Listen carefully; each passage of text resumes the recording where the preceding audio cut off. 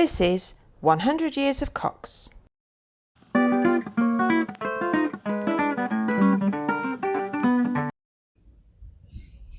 This is 100 Years of Cox. My podcast is now being downloaded in over 30 countries around the world. So wherever you're tuning in, welcome. I'm doing something differently today. My regular podcast is still available from wherever you usually download your podcasts. But there's also a video chat today, which is up on YouTube. The link will be on this podcast episode and is also available on Twitter. I've recently been reading some letters written by Matilda Machell in the 1820s, who's my great-great-great-grandmother. And I've thoroughly enjoyed inhabiting Matilda's world and reading all about Anne Walker, Anne Lister, and the TV show Gentleman Jack. I'm still quite amazed that my relative Matilda met the famous Anne Walker in 1826, and then she went on to have piano lessons with Machell, who also taught Mendelssohn and was a friend of Beethoven. So much fascinating history. I'm now jumping back to 1908 and the 10 siblings, and continuing with the family budget. Through reading their letters, I now feel I know them all so well, although they've all been dead for decades. Vera was the last sibling to die, and she passed away in 1974.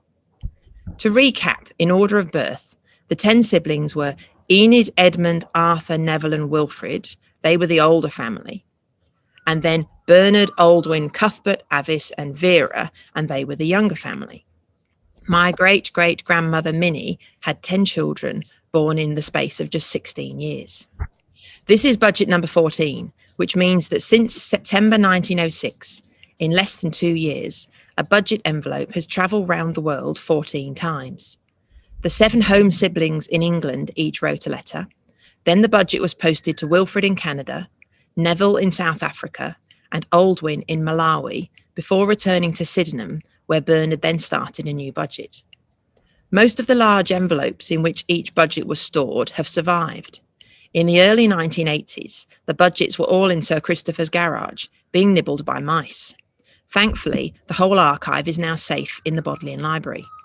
All the names are written on each budget envelope, along with the date each letter was written and where each budgeteer wrote from.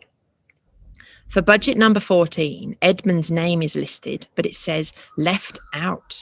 His siblings were frustrated that he kept the budget too long, so they punished him by missing him out for one round. On the outer envelope, there are 6 names for the letters from 6 home members. Then there's a title, Extra Contributions, and a letter from Neville, and one from Vera labelled a forgery. Bernard wrote his own letter for budget number 14, but then he wrote another, pretending to be Vera, and he copied her handwriting and her style of letter very well, including using the capital E, mixed in with cursive script, which was Vera's style of writing. I've just read letters from Cuthbert and Arthur from July 1908 in the episode which comes up before this one. Today is Vera's letter. Then there are a couple more letters before we get to Bernard's forgery. It's only 4 pages and a delightful little letter where Bernard teases poor Vera in a gently amusing way. I'll put it up on my Twitter. Well, enough introduction. Today is all about marathons. But before I read Vera's wonderful letter, I need to introduce my guest and tell you why I invited her to join me on 100 Years of Cox today.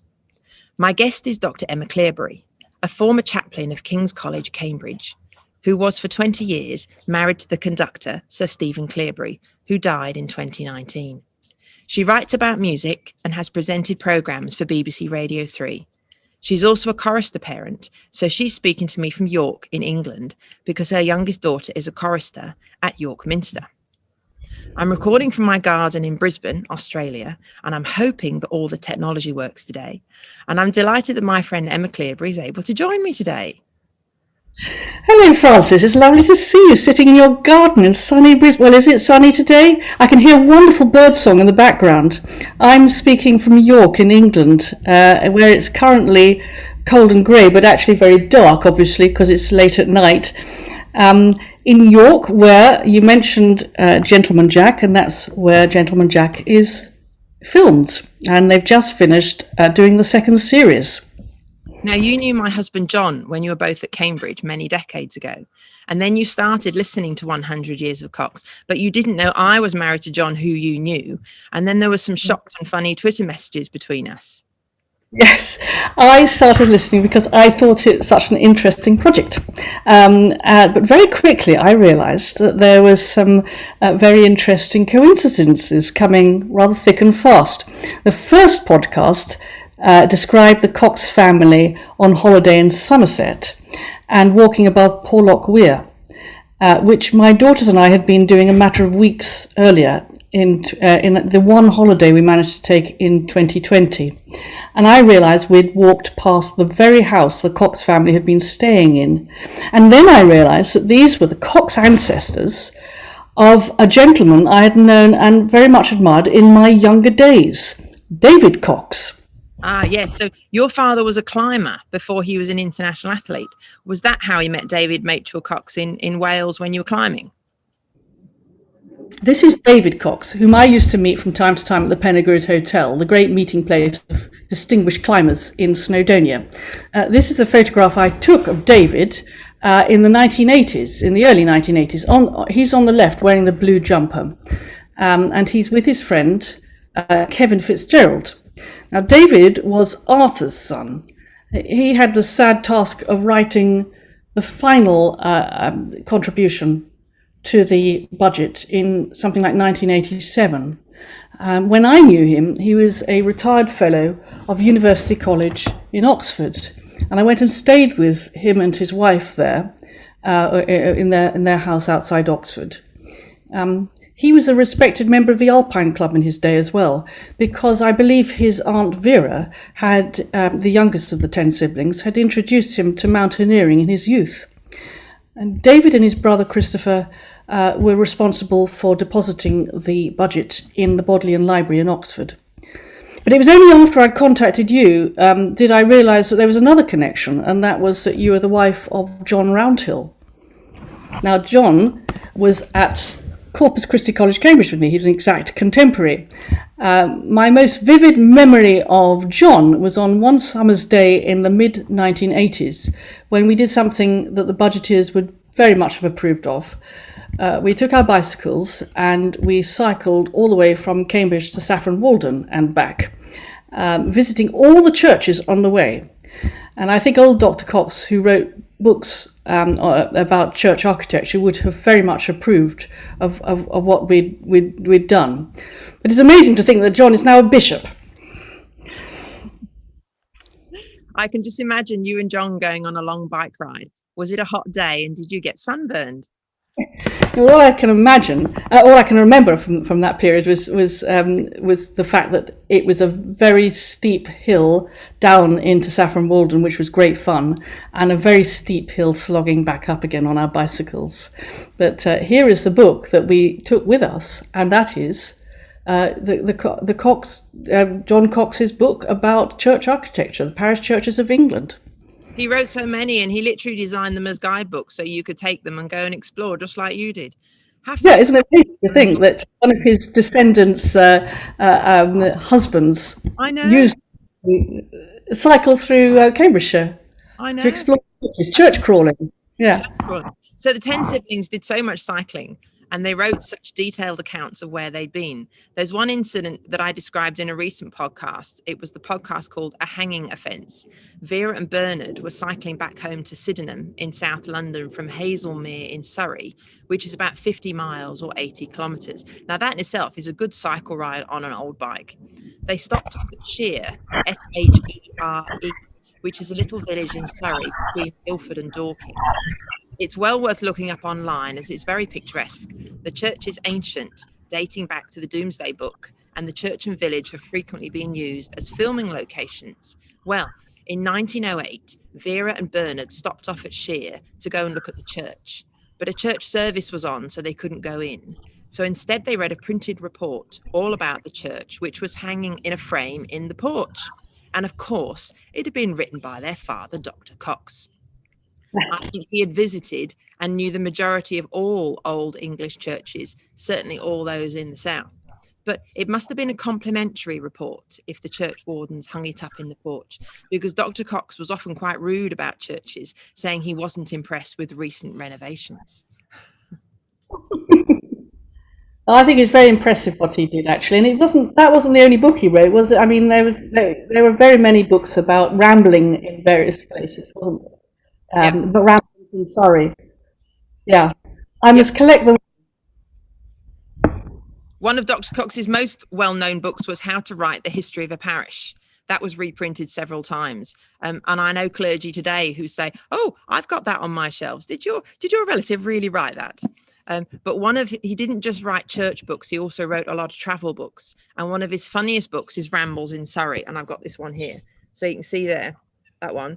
And it's got an inscription inside that it was given to someone called Gilbert in 1917 by his Aunt Katie and Aunt Phoebe. So that's one copy I got on eBay, and it's got some really funny passages in it. The siblings actually took it on holiday with them, I think in 1910 when they went to the Isle of Wight, and they read passages out loud to each other of, oh, look what Father's written in his book. There's a lot about how terrible motor cars are and how they inconvenience the Rambler. And Vera thought they should write a companion book called Brambles in Surrey. Of course, this one's called Rambles in Surrey because he was a great rambler. The family were always picking blackberries on their summer holidays. I was going to read some funny snippets from it, but I think I should save it for another time. Emma, maybe you and I should do this again if people like it. I think we should, actually. I like the idea of blackberrying. So I think the first time you and I met was at King's in the 1990s. John knew one of the clergy at Great St Mary's, and I think we went up the church tower and then we came over to King's to see you, and you had an office in that ancient building overlooking King's Parade. I think it was the building where the statues of Henry VII and Henry VIII are on the wall, but I'll let Emma explain because she'll do it better than I would. Certainly Henry VIII was under my window, I think. Yes, I was chaplain for King's for 5 years between 1996 and 2001. And along with my pastoral duties, I was involved in organising services in the liturgy in King's College Chapel. And yes, and my office was on a staircase. In fact, it's the very same staircase that Ian Forster once had rooms. And I had a lovely room looking over the chapel in one direction and over King's Parade in the other. And I've got a picture here that I shall show of his King's College Chapel, which is more or less the view from my window, except I was a floor up. And then this, and my husband, my late husband, was Sir Stephen Cleobury, was the director of music, conductor and organist, but best known for being the director of music for 37 years at King's. I suppose King's is familiar to most people through its Christmas broadcasts, its Christmas radio and television broadcasts, which are broadcast to many millions of people across the world through the BBC and their partner stations. Yeah, so I sing in one of the choirs at St John's Cathedral here in Brisbane, and we're very aware that our cathedral is open with a choir and that we're allowed to sing. What's the situation in York at the moment for choirs? Well, alas, there's not much happening either at King's or at York Minster at the moment, chorally speaking. They are broadcasting Sunday services, which are men's voices, adult voices, I should say. So you can catch up with those on YouTube, I believe. And they're rather lovely. They're doing some lovely stuff, but men's voices. But the young choristers are not singing at the Minster because of lockdown. And my 11-year-old daughter has Zoom chorister rehearsals every morning at 8:10. But that consists mainly of vocal warm-ups and singing through the psalms of the day, and keeping them in mind, reminded that they're still choristers and seeing each other on the internet, on the computers. But it's really difficult to rehearse anything more complex than a psalm online. And they can't wait to get back into the Minster to sing some real music again. I can see something colourful in your hair today. Is that a cochlear implant decoration again? What is it today? I got on Oh, it's a butterfly. So yeah, I've got a butterfly. Butterfly. Let me stick it back on again. And what's the bird in the background? You've got a very interesting bird singing in the background in your garden. I don't actually know what they're all called. It's very vocal. Oh, we can't hear them. Nothing like what we have. We've just got sparrows in York. There's quite a few. I don't know the name. I should get a book. I don't know the name of them. We had a lovely kookaburra that happened to sing when I was recording the podcast the other week, but I haven't seen any kookaburras this morning. Yeah, so I wear a cochlear implant. If you've got to wear one, you might as well decorate it, I reckon. So there it is there. And I stick stuff on it. You can get these from like shops, Spotlight, and what are your fabric shops called where you go and buy sewing stuff in England? Oh, I don't know. I don't buy sewing stuff because I'm called Spotlight here. So these are like iron-on patches, and you can just get these. Actually, I've got loads and loads of these off eBay. I've got them in all colours. So I stick on stuff to decorate it. I want to get something steampunk. I fancy cogs and wheels because that would be great, showing the inner workings of my brain, perhaps. But it's got to be really lightweight, or the magnet won't stay put. I wouldn't mind some genuine cogs and wheels in my brain. After so many months in lockdown, one wonders whether I still have any cogs and wheels. Now, I know something that might interest you. We were talking about robes early, and I was going to tell you that our robes, our cathedral, we also wear red and white because cathedrals often all use different colours. You click on services and you can see a whole variety of colours with cathedral robes and church robes, but ours are red and white. So there's not a lot of money available at our cathedral at the moment here in Brisbane. So there's a lot of volunteering going on. And during our summer break in January, yes, haha, I know you're all laughing. Honestly, January is our summer. We did a complete overhaul of all the choir robes. Every single set of robes was numbered. Hems were let up, hems were let down. It was all put into a spreadsheet. It was an enormous job. Some lovely chorister parent had fixed up a loose hem with gaffer tape. So that was a nightmare getting that surplus fixed. So I wanted to ask you, do English cathedrals have people who are paid to look after the robes, or do volunteers and choir members sort all that out like we do here? Do you know? Well, I have to admit that I've never, either in my capacity as a chaplain or as a chorister parent, ever been asked to alter choir robes, and anyway, I'd be pretty hopeless at it if I was asked. Though I know someone must have done a lot of altering of robes, because for my daughter, who was the smallest chorister in York Minster, I'm sure something had to be shortened for her. I do remember having to pack robes for kings when I was chaplain. I had to pack all the choir, the surplices and cassocks into chests or before they went on choir tour to Australia, because the choir was asked to do Christmas concerts there, even though it was the middle of July. And I gather that's a thing in Australia, doing Christmas in July. And the promoters wanted them to wear choir robes and not their normal dress, which is this. This is what they normally wear when they sing in concerts that aren't liturgical ones. So these are the men are wearing black tie, and the boys are wearing what we call their Etons. And this is because it's the same uniform that the boys at Eton wear, because King's and Eton are sister foundations. Eton was founded in 1439 and King's in 1441 by Henry VI. So they're the same foundation, really. And the most distinctive feature of their uniform is the stiff collars that they wear, which have to be starched, also not by me.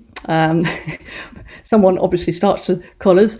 And also when they walk to and from the chapel, they wear top hats, which looks very splendid. Very splendid. Yeah, that would have been a Christmas in July concert. That's really quite big in Australia. And yeah, they would have come over on tour to do one of those. Now, I actually went to one of their concerts in 2019. I think it was in July or August.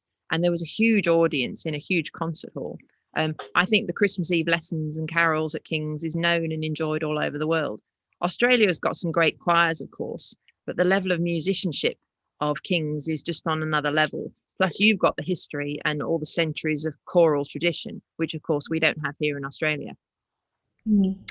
Yeah, I was supposed to be on that tour to Australia in 2019 because it was going to be Stephen's very final tour. But in July, by July, his cancer had returned, and we knew it was terminal, and he was too ill to travel. So he was advised not to. So very reluctantly, he didn't go, and therefore we didn't go. And he died in the November on Cecilia's Day, the patron saint of music. Stephen's left behind a wonderful legacy, and not just in the UK. Some people here knew that I was planning on recording a podcast with you, and I've had comments like, "Send her my best wishes. Stephen's death was a sad loss for English church music, wasn't it?" That's very kind of them. Thank you very much. I've had lovely comments like that from all over the world. He was very loved, and all the recordings and all those videos, so much fabulous music. Now, just before I read the marathon letter, I'll clarify things with the family. Hang on. You'll need a family tree. Here's one I created. Very, very Blue Peter. No one in England, well, only England people will know what we're talking about. Blue Peter, you prepare things earlier. Right. There were 10 children, as you can see there. So John Charles Cox, he's Reverend Dr. Cox, and his wife Marion, also known as Minnie. Those are the parents. Then there were 10 children. Only 5 of them married and had children. And then 5 of them were single, never married, and never had children. So the single ones were Wilfred, Bernard, Aldwyn, Cuthbert, and Vera. And the ones who got married and had children are Enid and Edmund and Arthur and Neville. And then the only one from the younger family to have children was Avis. So it's also very likely some of the single ones were gay, but not going to mention that today because that would take up a whole podcast talking about them. So Arthur was sibling number 3, and he was the father of Sir Christopher and David Machell Cox, was the David that you knew in Oxford, because he was a climber and so were your family. My granddad, Leslie, was the son of Edmund. So you can see there, he's sibling number 2. So Leslie, my granddad, and Christopher and David, who you knew, were 3 of the cousins. They wrote the cousins' budget. So as the parents all died, the cousins continued. So the budget continued on till the 1980s. With David writing the last letter in 87. So let's talk about marathons. I'm going to read Vera's letter from July 1908, in which she described herself and Bernard going to the White City Stadium to see the finish of the London Olympics marathon race and the dramatic finish that occurred. And then Bernard went to see the prizes and medals being awarded the next day. So if you've never seen this, I suggest you stop this podcast now and first go and watch the original black and white footage of the 1908 marathon finish. If you look up online, controversial finish of 1908 marathon, you'll see a short black and white film of the very same events that Vera describes in her letter. There are several short films and a lot of photos available online depicting the 1908 Olympics, which were really quite remarkable as an historical event. I'll give a bit of background first. The White City Stadium in West London at Shepherd's Bush was built for the 1908 Olympics. It had a cinder running track, which measured 536 metres, which is 586 yards, which means that 3 laps of the stadium equaled 1 mile. Today, the standard athletics track is, of course, shorter. It's only 400 metres to go round it. The swimming and diving events took place in a pool right in the middle of the stadium. And there was also a concrete cycle track built around the outside of the running track next to the spectators. Gymnastics and wrestling events also took place in the centre of the track. So if you went to see the Olympics in 1908, there was loads to see without leaving your seat. So, Emma, can you tell us about your parents, who I know were both runners? And that's actually the reason I invited you on the podcast today. Yeah. So this is my mother. She's the one on the left. She's the one winning. And she ran at White City many times since she was the British sprint champion in the late 1940s to 1950s. Her name was Sylvia Cheeseman. I think this is probably her running at White City. She's now 91 and has often spoken about what it was like running on cinders in shoes that were little more than plimsolls. In fact, she was actually wearing plimsolls when she won the British Championships for the first time. She'd read in the newspaper that the British Championships, the British Athletics Championships, were going to take place. And she thought, oh, well, I'd rather like to compete in those, because no one's ever... No, she was only a schoolgirl. I mean, no one's ever beaten me, and not even the boys. So I think I might stand a chance. So she went to a phone box where they had phone directories, and she looked up athletics to see whether she could join, to participate. But she didn't realise that she should have been looking up Amateur Athletics Association, the 3As. So under athletics, all she could find was Athletics Weekly. So she rang them up, and they told her that she couldn't possibly just join, just take part in the British Athletics Championships just like that. She had to join a club, and then she had to qualify. But they did tell her that Spartan Ladies was her local club. So she joined Spartan Ladies, and then the next year she competed in the British Championships, and she won. So she won that first British Championships, I think, still wearing plimsolls, more or less. And it was only when she was in the British team, because obviously she got into the British team having won the British Championships, that she got her first pair of proper running shoes. And they were hand-fitted shoes. They were actually they made a lathe to fit for your foot. So it's personalised to each athlete by a company called GT Law in Wimbledon. And so they had nothing like the technology and the rubber soles they have nowadays, but they were very soft leather, and they were made to measure for each athlete. And that was what they ran on. And of course, they ran on this cinders track, which again was nothing like what they have nowadays. And you can see from that picture that they're running on, it's not particularly pleasant conditions to run on. And neither the shoes nor the track offered anything like the support that modern athletes get. And it was only in the 1950s did they begin to experiment with tracks that approximated modern running tracks. And in fact, they did that in Australia in the Melbourne Olympics in 1956, because the warm-up track, I gather, was one of the first experiments in a modern track surface. So my mother ran in the 1948 Olympics, almost exactly 40 years after the games that Vera and Bernard witnessed in 1908. But the stadium that they used in 1948 was, on that occasion, that was Wembley in 48, whereas in 1908 it had been White City. Now this is my father, John Disley. He was an athlete too, and he's there. He's wearing number 6, and like my mother, he ran in the Helsinki Olympic Games in 1952 and at the Melbourne Olympics in 1956. So where is he? Where's that photo taken? I don't know where that's taken, but that's him running with his great friend and colleague Chris Brasher, who is wearing 2. Running, I think, sometime around 1955, probably. Anyway, he and Chris later founded the London Marathon, which is why I think you've invited me to speak to you today. And the London Marathon rapidly became the biggest marathon in the world in terms of numbers of runners. So this is the first London Marathon. There you are. You've got. I'm so sorry. I'm messing up. This is the 1981 marathon. The lead runners, and are those the 2 that won?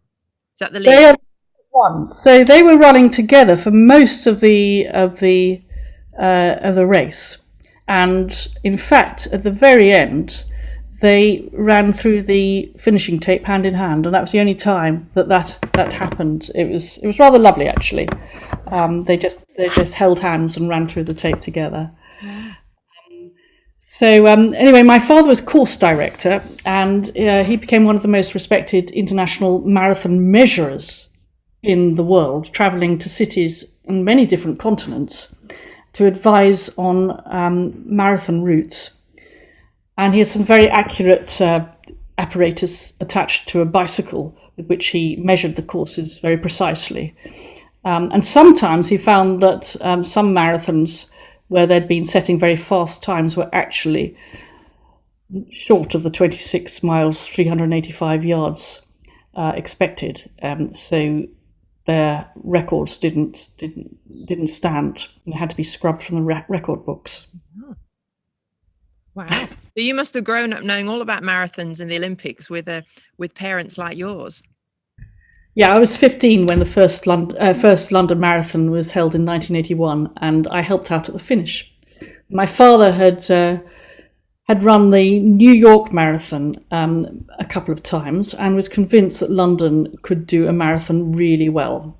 And he and Chris Brasher had to move mountains to get everyone on board who had to be. So that included the Metropolitan Police in London and all the various borough councils in London to persuade them that this was going to be a very good thing for London. And of course, nowadays it's a very slick operation, and everyone thinks it's been going on forever. I mean, the young people think that it's always happened. It's like the boat race or the Olympics. You know, they don't realise it started in 1981. But it's that first London Marathon I feel great affection for, because of course it was all very experimental. It all went very smoothly. And this is a photograph taken near the end of the first race, the dead heat one. And my job was among the army of volunteers who were near at the finish line. And we had what we called pluckers and spindlers. And the pluckers had to pluck the barcodes off the runners' numbers, which was on their vests. And then the spindlers had to spindle the numbers, which had a little hole onto a spindle. And that was how we kept the finishers in the right order. And you did that all by hand? That was all done by hand. They were taking photographs at the finish, so you got a sort of rough sense of how people came through, but also they went into various channels. As they came through the finish line, they were guided through various channels, and the people at the end of the finish, people like me, were plucking the numbers off, so it was all in the right order, and their times equated with the times they came through the finishing line. But now, how many do you think ran that first London Marathon? Do you know? I'm afraid I'm not on top of the figures. It must have been thousands, surely. Oh yes, thousands, but nothing like the numbers that they have nowadays. I mean, it's become a huge. Yeah, but of course nowadays it's all very slick and it's all very electronic, and you could do all that by hand and keep them all in order and line everywhere up. It's all very British, isn't it? Line up there and give me your number. I don't know whether there are. I doubt there are pluckers and spindlers anymore, but it was great. That's a brilliant story. So I've been watching footage on YouTube of the 1981 London Marathon. So there's I only watched the beginning, and they're all leaving the park. I'm not sure which park it is. Do you know which park it is where they started? I'm not. Well, sure. In the first one, I don't know. Nowadays they start at Blackheath, but I think it might have been Hyde. There's a big park with big gates, and they're saying, "Oh, everyone's got to come through the gates carefully." And I watched the start, and it seems a world away from today's races. Not only the running gear and the cars and the buses you can see, but at one point you even see Jimmy Savile. That's amazing. The 1980s were a long time ago, weren't they? They were, yes. In many respects. As the runners go around the Cutty Sark, you can see what the original ship used to look like before the restoration, when they built the museum space around under the keel. And an interesting footnote you might be interested in, Emma. We used to live in Bendigo in Victoria. So if you're not Aussie, we're now in Brisbane, which is up north in Queensland. We used to live in Victoria, which is down south in Bendigo. And John was dean of the cathedral there. Well, the church bells in Bendigo were made at Whitechapel Foundry in London, and they were brought to Australia on the Cutty Sark. The exact same ship which is in the dry dock at Greenwich, that the London Marathon goes around. So Bendigo is 2 hours north of Bendigo is 2 hours north of Melbourne if you're going in a car. But in 1873, the bells were dragged from Melbourne Port up to Bendigo by cart. I think it was bullocks that pulled it. It would have taken them weeks, I'm sure. The bells were originally supposed to go in the tower of the brand new post office, but apparently the tower wasn't big enough. My phone's ringing. Go away, I'm busy. The bells were supposed to go in the tower of the brand new post office, but apparently the tower wasn't big enough. So that's why the Anglican Cathedral got them instead. I'm just going to put it on mute. Go away, I'm busy. I can't talk now. That's someone in England. Talk to John. That's amazing. That's an incredible connection. The Whitechapel bell foundry, I mean, they specialise in church bells. I mean, that dates right the way back to the 16th century. I gather it manufactured the first, the Liberty Bell in America, the famous bell of American independence fame. And it recast Big Ben, but I mean, really, it produced most of the church bells of England, I think. I'm jump in. There's something that I didn't tell you about. So I went to primary school at Sir John Cass Foundation School, which is just across the road from St Botolph's, next to Aldgate train station, right in the middle of the city of London. It's now sadly been renamed because Sir John Cass is one of those names they've changed, and it's now called the Aldgate School. But it's this fabulous school right in the middle. And I remember that the Whitechapel Bell Foundry was literally not that far away. I think we once went on a school trip there, and we had the big playground bell that the monitors used to come out and ring the bell and say time to go back into class, and that had Whitechapel written around it. So it's amazing those Whitechapel bells are everywhere around the world. That's amazing to think that it was shipped all the way from Whitechapel to Bendigo. My goodness. Ship. This is a Cutty Sark as it now is, with the London Marathon runners running around it. It was one of the great landmarks of the London Marathon, which my father was determined to put on the course, along with many other sites such as the Houses of Parliament and Tower Bridge and Buckingham Palace. There you are, going down the Mall. That was a great achievement, being allowed to run down the Mall. But I mean, I remember Cutty Sark particularly causing problems for the wheelchair race, and my father had to think of a way of doing it because there are cobbles around there, and the runners. It was all right for the runners. Well, it was more or less. It wasn't particularly good for runners to run on cobbles, but it was certainly not good for wheelchairs. And I think he put some sort of carpet on it so that they could go round the Cutty Sark successfully. Yeah. But back to. I was going to say that they would have to get permission for the course. You know, you see the course, and it's like the course goes around all these interesting places in London. It doesn't occur to you that at some point someone had to convince someone to close all the roads and go past all these landmarks. We just assume nowadays it's just like, oh look, you can see London by watching the marathon. Actually, I think John and Chris actually took some of the police people out to New York so that they could run the New York Marathon and see what it was like. So I mean, there are lots of people who had to get on board, and of course you can only run down the Mall with royal permission. You can't just run down those sort of events. You have to get special permission for. So there are lots of people who had to get on board, but of course everybody loves the London Marathon now.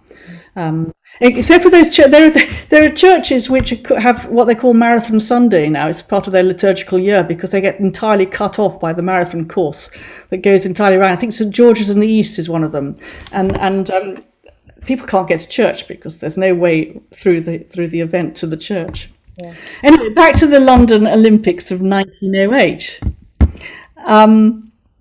The 1908 Olympic marathon was truly experimental, even more so than my father's marathon in 1981, because marathons didn't even have a set distance at that time.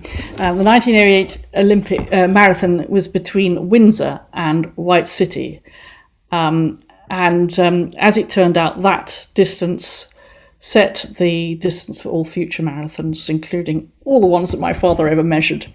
The odd distance being the result, of course, of late alterations in the course and some random circumstances about where the marathon started in Windsor, and where it entered the stadium at the White City end. So it was remarkable when I first heard you read Vera's marathon letter in season 1 last year. As I had, of course, seen the black and white footage many times, but what I thought was absolutely amazing was to hear a first-hand account of what it felt like sitting in the crowd watching that event, because I don't think that sort of thing is the sort of thing that comes over in recorded history. You see the footage, the black and white footage, but actually what it felt like and little details that Vera talks about are completely lost to history. And of course they were sitting in really good seats near the royal box. As the family always managed to get to the best places and seats in the house. I know. I think most people would love to time travel and go back and watch a particular moment in history. And I might pick the 1908 as one of my favourites. It does. She describes it in such thrilling detail. Okay, I'm going to read Vera's letter now, and then it'd be really good if you could help interpret it when we finished. Okay, I'll try. Right, okay, here we go. Vera's letter, St Albans, 13 Longton Avenue, Sydenham, July the 20th, 1908. Dear family, I find on looking at the budget again before beginning my letter that Bernard has been energetically employing himself with writing a letter purporting to come from me. At first, I thought I would let it go round and see if anyone would find out that it was not really mine. But Bernard says I must write myself, so I enclose his effort as well. It's very good, I think. Rain, rain, rain, beastly rain has caused the Crystal Palace tennis tournament to be abandoned this week. It's most disappointing. We only had 1 day's play, during which I succeeded in breaking a string of my racket.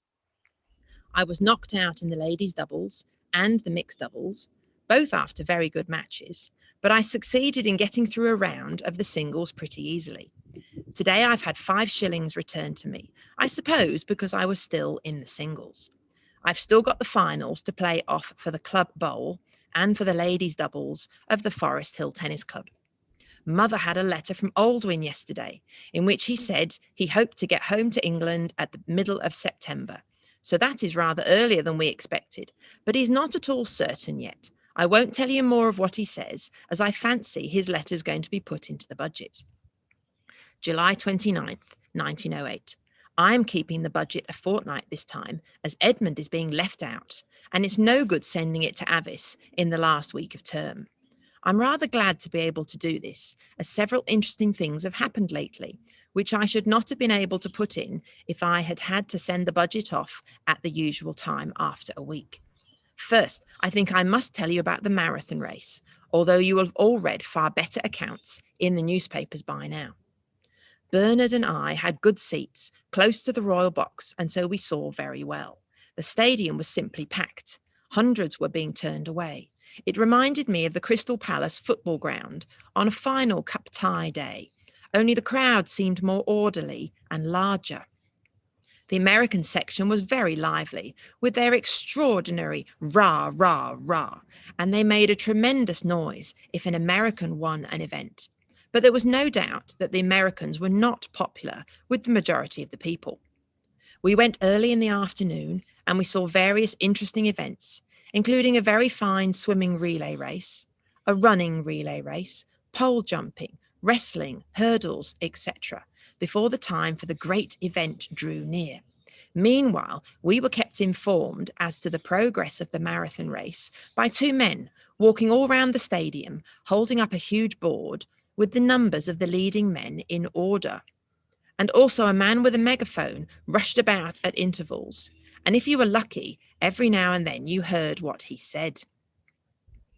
In this way, after the first 10 miles, it was pretty evident the English were out of it, and apparently Hefferon was winning, with Durando and Hayes next. About 4:45, people seemed to get quieter with expectation, and as the minutes dragged by, excitement rose, and everyone had their eyes glued on the entrance until it became quite painful. It seemed hours since we'd heard that Heffron, the leading man, was within 2 miles of the stadium. Then about 5:05, various officials came rushing in at the entrance. You could just catch a glimpse of motor cars and bicyclists arriving. Then a confused noise in the distance, which suddenly burst into a roar of Durando. The cry was taken up by the densely packed masses of people in the stadium, as a tottering figure was seen to appear, until the noise was absolutely deafening and the excitement seemed almost suffocating. And then, more wonderful still, an almost dead silence succeeded, as the people took in what an awful figure Durando looked. A smallish man in crimson knickers and crimson handkerchief tied round his head tottered onto the track, with his legs almost giving way under him and apparently blind. Officials sort of guided him round the track, and then suddenly he fell. About 30 officials and friends crowded round. After a few seconds, he staggered up again, and a burst of cheering once more broke forth. Then a few yards more, and he was down again. 3 times this happened, and each time as he fell, he was surrounded so that one could not see what happened. But when he got up, he was quite clearly running by himself. As he got up the 3rd time, another figure appeared, Hayes the American, and the crowd was in an agony lest Durando should not win after getting to the stadium so many minutes before anyone else. Durando, with a final effort, gave a pitiful kind of spurt, and then just as one was beginning to breathe again, he fell once more, about 20 yards from the tape.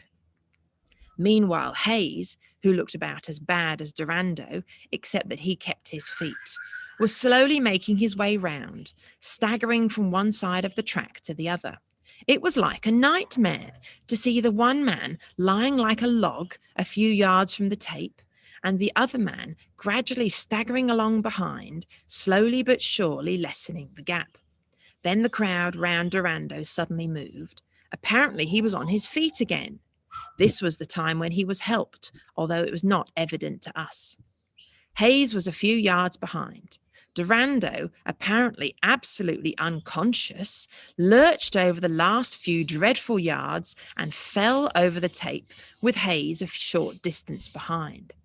The crowd yelled itself hoarse, whilst both Hayes and Durando lay unconscious on the grass. The ambulance hurried up and they were carried out.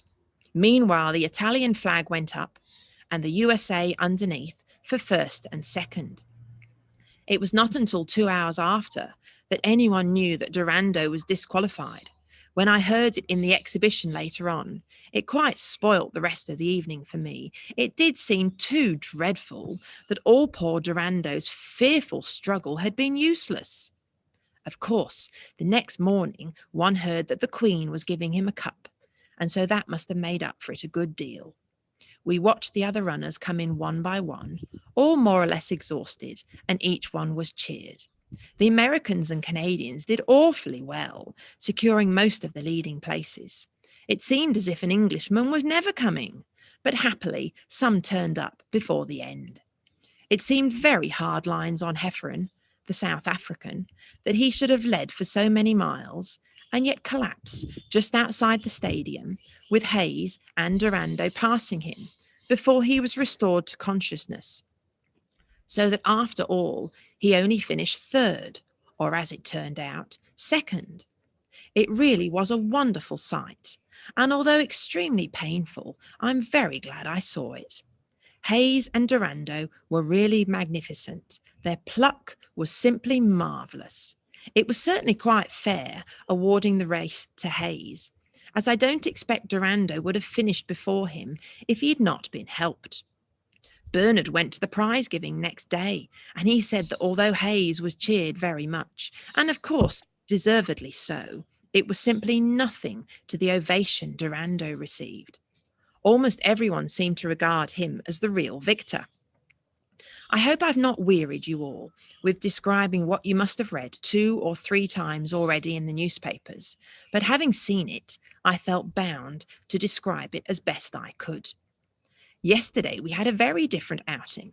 Father and mother and little me went to the House of Commons to have tea on the terrace with Mr. Ryland Adkins. It was very interesting, but not nearly so swagger as I expected.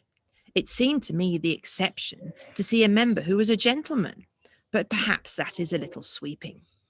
Mr. Adkins has aged a great deal and certainly not improved in appearance, but, poor man, he had been at an all-night sitting the night before, and what is more, he looked it. Everything was awfully jolly, ripping, quite delightful, when all the time he was longing to get rid of us. It really quite made me laugh to see what an effort it was to him to listen to father's endless stories with well-buried points, and how bucked up he was when mother sort of said, "What a great man you are," at intervals. I have been stopping at Reigate a few days with the Branches, and I enjoyed it enormously. The country round there, as some of you know, is lovely, and it makes me hate Sydenham after it. I got a second prize of 8 shillings at our annual Allen Wanderers tennis tournament the other day. We drew for partners, and then each couple plays every other couple. I've got a noisy bird. You certainly have. It's not a kookaburra. Is it a kookaburra? I think it might be what's the other one that looks like kookaburras? I can't remember.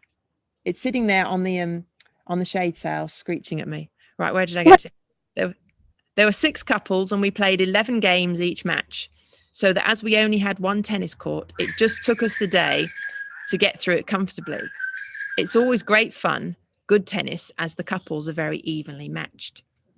We are now in the midst of the worry and fuss of packing, so that I shall be glad when Friday has come and gone, and we shall be safely on holiday at Branscombe at last. I've exhausted my energies on the marathon race, and so cannot begin a book list, although I have read a good many this time. Bernard, your letter is splendid. Your description of the exhibition is so good, besides all the nice little stories. I've just remembered that we have had May and Edmund here quite lately for the inside of a week, and I meant to have written about it, but I've not got the energy now. Alice, your story about Homfray is splendid. Arthur, your new sports races are most ingenious. I only wish I could have witnessed them. What a shame it is about Applin, I must say, knowing the boy, that it seems absolutely incomprehensible that he should have been rejected for Osborne after the interview. I must wind up now. Duty calls me. Your affectionate sister, Vera.